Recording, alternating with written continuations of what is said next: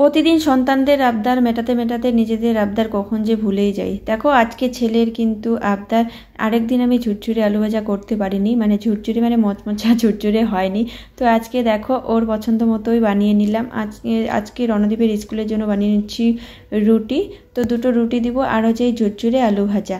তোমরাই বলো রুটির সাথে তো আলু ভাজা খেতেই বেশি ভালো লাগে বলো তো? একটু মানে পাঁপড় টাইপের ঝুরঝুরে আলু ভাজা মচমচে রুটির সঙ্গে খেতে কিন্তু ভালো লাগে না ভাতের সঙ্গে, কিন্তু ওর ওটাই পছন্দ। কি করব বলো, ছেলের বাচ্চার পছন্দ এখন আমাদের পছন্দ। যাই হোক আজকে হালকা মানে আজ কমিয়ে অনেকক্ষণ ধৈর্য সহকারে যেহেতু সময় আছে হাতে, তো ঝুরঝুরে আলু ভাজা বানিয়ে নিলাম। দেখো একদম পাঁপড়ের মতো, আর ডালের সাথে মানে খেতে কিন্তু ভীষণ ভালো লাগবে। আর এটা না অল্প অল্প করে ভাজলেই বেশি ভালো হয় যা দেখলাম আমি। তো একটু তেল বেশি করে দিয়ে হালকা আছে অনেকক্ষণ ধরে ভেজে নিয়েছি। ওই একটা বড় সাইজের আলু দিয়েছি, শুধু ওর জন্যই নিয়ে যাবে। আর এখানে দেখো বাঁধাকপি, তো বাঁধাকপির ঘন্ট করব।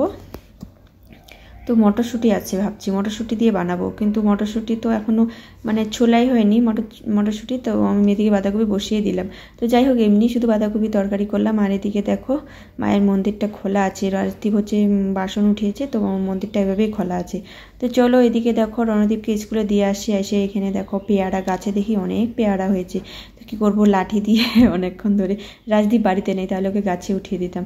তো এখানে দেখো এত সুন্দর পেয়ারাগুলো না, তোমরা জানোই এখন কিন্তু বৃষ্টি নেই। বৃষ্টির আগে এখনকার মানে এই সময়টা সিজনে পেয়ারাগুলো যা খেতে মিষ্টি লাগে না, কি বলবো বন্ধুরা, তোমরা এত মিষ্টি পেয়ারাগুলো। আর দেখো কি ডাসা ডাসা পেয়ারা। তো অনেক কটাই পেয়ারা বাড়িয়েছিলাম, তো বাবা নিল আর বাবাও খাইলো। তো আমরা রাজদীপের রণদীপের জন্য রেখে দিব, স্কুল থেকে এসে খাবে। এদিকে দেখো তারপরে পেয়ারাটা খেয়ে অনেকক্ষণ পর দুপুরে খাওয়া দাওয়া করে এখন যাচ্ছি। রাজদীপ আর আমি বলতেছি চল, একা একা ভালো লাগে না রৌদ্রের মধ্যে একা একা টুকটুক করে হাঁটতে হাঁটতে। বললাম চল আমার সঙ্গে, ভাইকে নিয়ে আসি।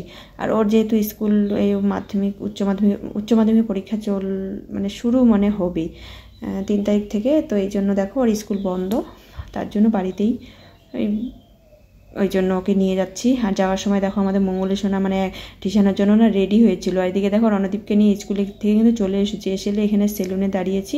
তো ওর চুলটা না অনেক দিন ধরে মানে কাটবো করে আর কাটা হয়ে ওঠে না, যেহেতু আজকে শুক্রবার, কালকে আবার শনিবার, চুল কাটা যাবে না। সরি বন্ধুরা ভুল বললাম, আজকে হচ্ছে সোমবার, তো রবিবারে কালকে রবিবার গেছে, চুলটা কাটানো হয়নি। তো যাই হোক ওকে আমি আগেই মানে স্নান করিয়ে দিয়েছিলাম, তো বাবা বলছে পরে নিয়ে যাবে। তো যাই হোক দেরি হয়ে গেছিলো দেখে ওটা কালকে চুলটা আর কাটানো হয়নি, স্নানটা আগেও হয়ে গেছিলো। তো স্কুল থেকে মানে স্কুল ছুটির পরে ওরা দেখো এখানে হচ্ছে পাশে যেহেতু দোকান মানে বাড়িতে যে সামনে পড়ে, তো এই জন্য দেখো চুলটা কেটে নিলাম। আর বললাম একটু ক্যামেরার সামনে দাঁড়া, আমি শ্যুট করে নিই। বলছে মা দাঁড়াও আমি একটু চিরুনি করে নিই। দেখো এইটুকুনি বাচ্চা, কি বলবো তোমাদের। তো ওর মনটা খারাপ ছিল প্রথমে, কারণ চুলগুলো ছোট ছোট করে কাটিয়েছি। তো বন্ধুরা আজকের এই ছোট্ট ভিডিওটা কেমন লাগলো তোমাদের? টাটা।